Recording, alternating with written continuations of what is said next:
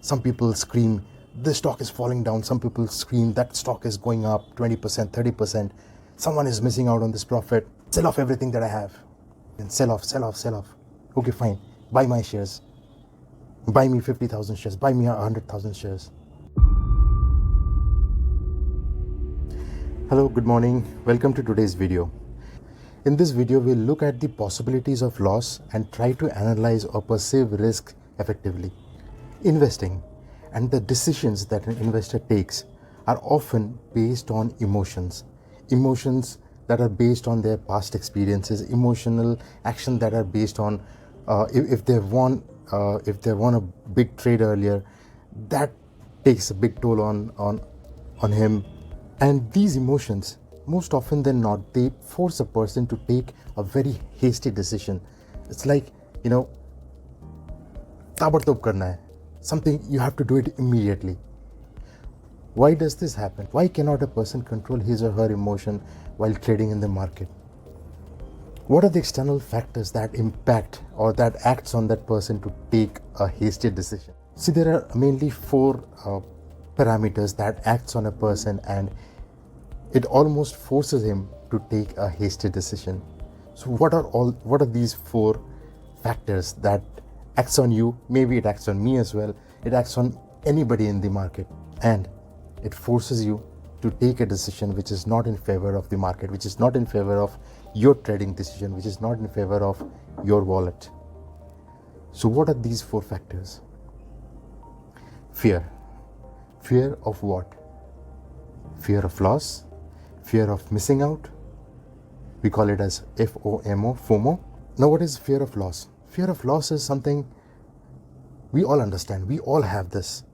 We all fear losing the money that we have put in the market. We do not want our money to be eroded away, to be wiped off from the market. We do not want bad things to happen to us. We always want a profit. This is a very, very common emotional factor that drives a human being whenever they invest in a market, whenever they enter the market. We all know that we are not going to win every time. We are going to lose sometimes.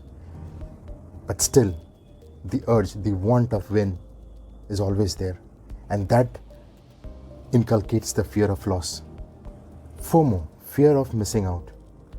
What is fear of missing out? It's something like, if you don't enter the market, if you don't buy this share, you're going to miss out on this opportunity.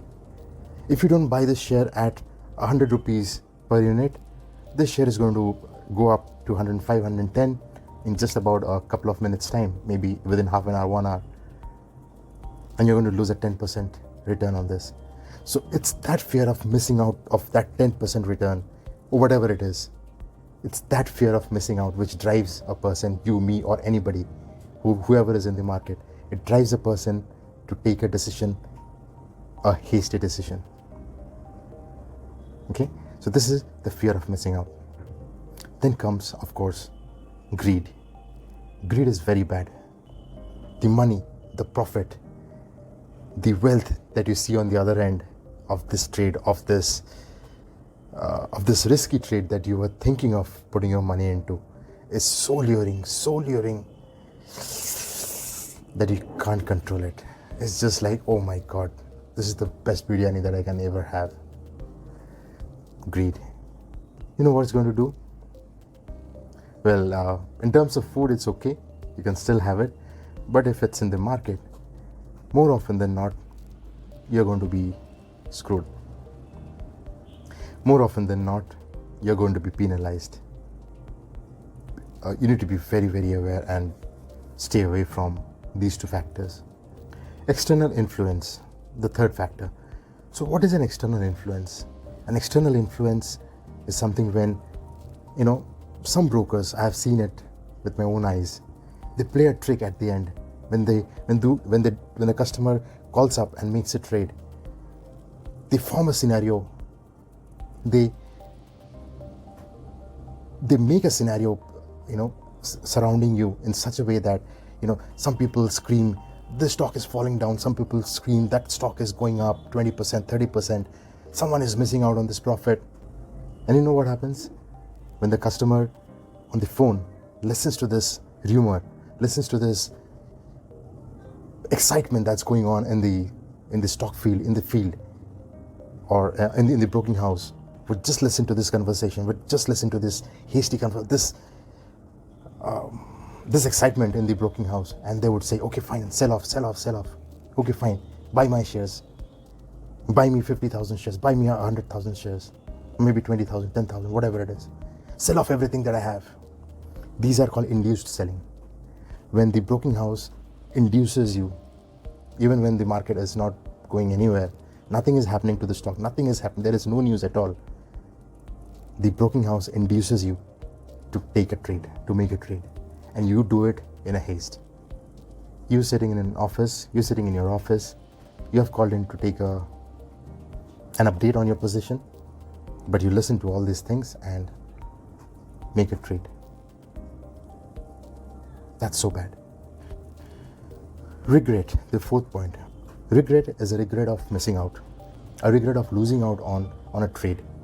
You know, we talked about FOMO as the first point. That is it. That's the regret. Now, once you have a fear of missing out and you really miss out, then you regret. You regret why you have missed out. You knew about this trade. Somebody might have told you that this is going to go up. This stock is going to go up by 10% in the next half an hour, 1 hour. Or maybe 5% in the next half an hour, 1 hour. You knew about this, but then somehow you stood back, you refrained, and then you regret. This is one of the most powerful emotions that drives anybody in this market. You know, just to avoid this regret, or there is another kind of regret, the regret of making a loss. So suppose you have made a trade and you have made a loss on that trade. Sometimes traders, they hold on, they stick on to the trade, they hold on to the trade and they do not sell off, just in an anticipation that it will bounce back someday and come back profitable. So they don't want the regret of losing out on this trade. They think that they have made a beautiful, good decision in buying this share, and they don't want to regret losing it or making a loss out of it. And of course, there is another factor that haunts every individual, which is the risk appetite. So what is a risk appetite? Now, we all know a risk appetite is something which is either you can handle or you cannot handle. So that's where your risk appetite starts, or maybe it ends. If you can handle this much of pressure, that's your risk appetite. If you can handle this much of pressure, that's your risk appetite. So these are some of the factors that drive a person, whoever is in this market, to make a hasty decision. How risk appetite affects a person? Fear, greed, regret. These three come together, they play together to haunt your brain and forces you to take a decision that's in their favor. So we'll see how these three interplay, or they play together to affect you and affect your decisions that you take in the market. Now, when we are certain that the next trade that we are going to take is going to give us profit, we immediately run towards the broking house, or maybe we log into a terminal and execute the trade, because we are very certain. We know that it's going to give us a profit. But at the same time, we pull it off. If we have a little doubt, if we do not have that confidence that this trade is going to give us a profit, we pull it off. And more often than not, we miss out on a beautiful trade. Now see, sir, I hope you are getting the point that fear, greed has come into play. Already it has come into play and it's influencing you. The challenge here is to accurately perceive the risk, control our fears and emotion, and execute the trade calmly. So this is the challenge that we have to overcome. Now say, suppose you have been successful in handling these emotions and making a successful trade every time you do it over and over and over again over a longer period of time. You start to build confidence within you. Then the next problem comes in, overconfidence. It creeps in very swiftly. It doesn't even let you know that it has entered your brain. You have become overconfident in this market. And when that happens, when overconfidence hits your brain, you lose the ability to gauge the market risk, you lose the ability to control your emotions, you lose the ability to make a successful trade. So see, it's all in a loop, how it affects you. So this is how things play in the market. This is how things, they lure you to take a decision. This is how things or emotions or events forces you to take a hasty decision. And when you start controlling them, you build your confidence, and very subtle, very slyly, very sheepishly, overconfidence creeps inside and starts destroying you. Now, there was a test performed in the United States with a group of people where they were brought in to, in front of a demo terminal, and they were asked to put in a trade, put in a gamble, and lose approximately around, say, $500 or maybe $1,000. It's not real money. It's an animated game. It's a simulation. So once you do it, you lose it, and then they were asked to mark how much disappointed are they to lose that gamble. So they marked in a scale of, say, maybe 1 to 10. So they said, okay, fine, I'm 70%, 80% disappointed. Fine, they were asked to go. Next week, they were called back again. But this time, it was a real gamble. A real gamble that hit those people so hard that they really lost $1,000 in those gamble.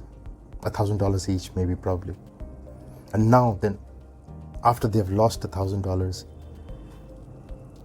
they were given the survey. They were asked to score, or they were asked to mark themselves as to how much disappointed they were after they have actually lost $1,000. Now, amongst those people, there were some who were frequent gamblers. It's noticed that the frequent gamblers, they misjudged their emotions.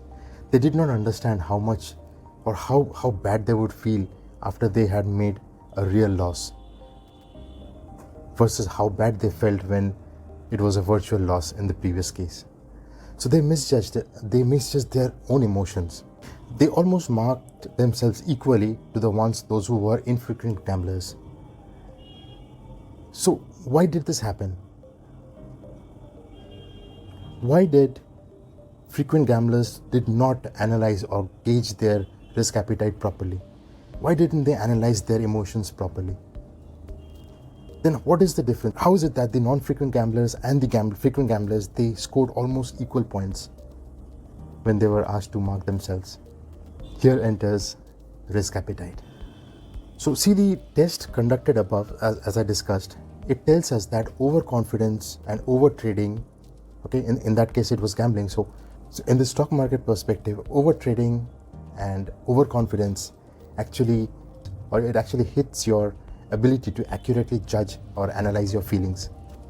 So there can be two outcomes. The first is when you make a trade and when you make a loss, or when you make a series of trades and you make a series of losses and losses and losses, and you've lost it all, and you're still not bothered. You say, okay, fine, this happens in the market. Then for you have a high risk appetite. You're not bothered with the small amount of losses that you've made in this market. It doesn't bother you much.